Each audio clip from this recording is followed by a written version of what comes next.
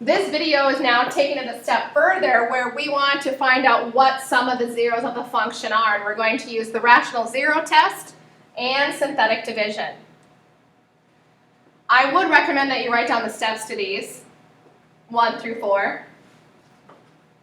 Pause if you need to. Step 1 is to list the possible rational zeros using that rational zero test on the previous video. Number 2 is to pick a possible zero and use synthetic division. I don't really recommend long division, but if you like long division better, you can use long division. Your remainder must be 0 in order for it to be a zero of the function. Then continue factoring out the rest of that polynomial, and then set those factors equal to 0 and solve for x, which we call the zero product property. Whatever the degree is up to how many rational zeros you could have. So if your degree of your function is something like f of x equals x to the 4th, this could be up to 4 rational zeros. So let's go through and find the zeros of this function. So the function is f of x equals 2x cubed plus 3x squared minus 8x plus 3. And we want to find the possible zeros. So we're going to first look at using the rational zero test, step 1. So this is your constant.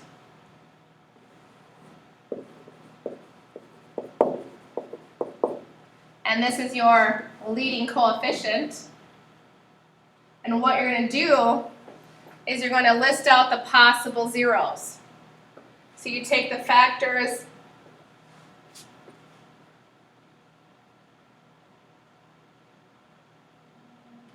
it should say C over A.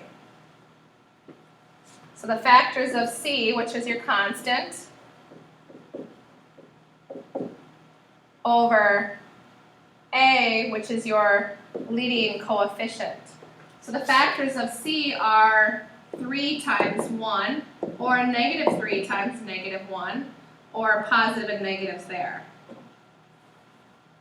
And the factors of 2 are 2 times 1, negative 2 times negative 1, etc. So now we divide these. So you take 3 divided by 2. You would take 3 divided by 1. You could take 1 divided by 2 and 1 divided by 1.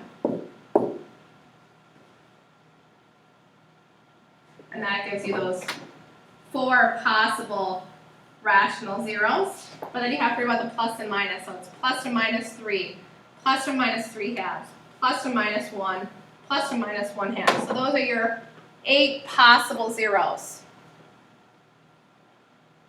Step 2 is to pick a possible rational zero. So I'm just going to randomly pick one. I recommend you don't start with fractions, start with a whole number, an integer. So I look at this 3. You could have a positive 3 or a negative 3. So I just randomly chose one of those. So if I want to factor out x plus 3, I'm going to have a 0 at x equals negative 3. So we're going to use synthetic division. Hopefully our remainder will be 0.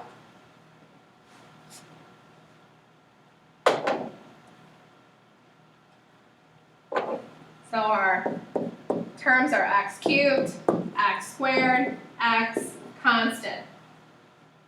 We bring down the 2. 2 times negative 3 is negative 6. Add the column. Negative 3. Negative 3 times negative 3 is 9. Add the column. 1 times negative 3 is negative 3. Add the column. We got a remainder of 0. So that means that this is a 0 of the function. It is a factor.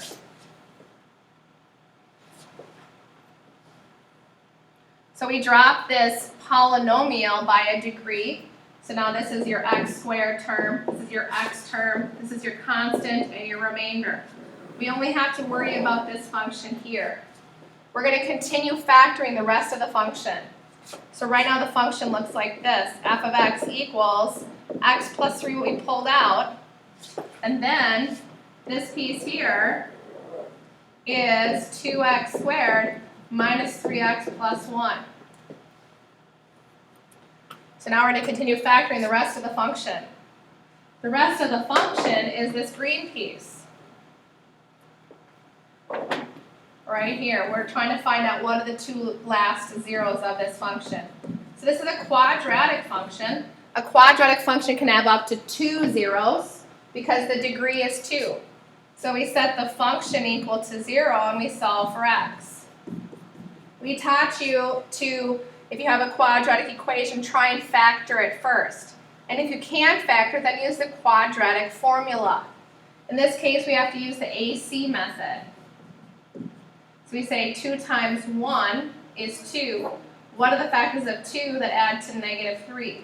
Negative 2 times negative 1 is positive, negative 3 here. So those are the numbers we're going to work with. So we remove that middle term and replace it with negative 2x and negative 1x and 1. Now we do grouping. Take out the GCF of the first group. Take out the GCF of the second group. My new GCF is x minus 1. My second GCF, or my leftovers, is 2x minus 1. So now I factorized that function. Now I set each of the factors equal to 0 and solve for x. So my function was x plus 3, x minus 1, 2x minus 1. Use the zero product property. So I set each factor equal to 0. X plus 3 equals 0. So then x equals negative 3. Set this equal to 0, and we get 1. Set 2x minus 1 equal to 0. Add 1. Divide by 2. Notice if we go back up to our step 1. Remember our step 1? Here are some of our rational zeros. Here's one of them, 1/2, which we just showed down here to be 1/2. And then we have another rational zero at 1. So you could have started with one of those also with synthetic division. So here are my 3 zeros of this function.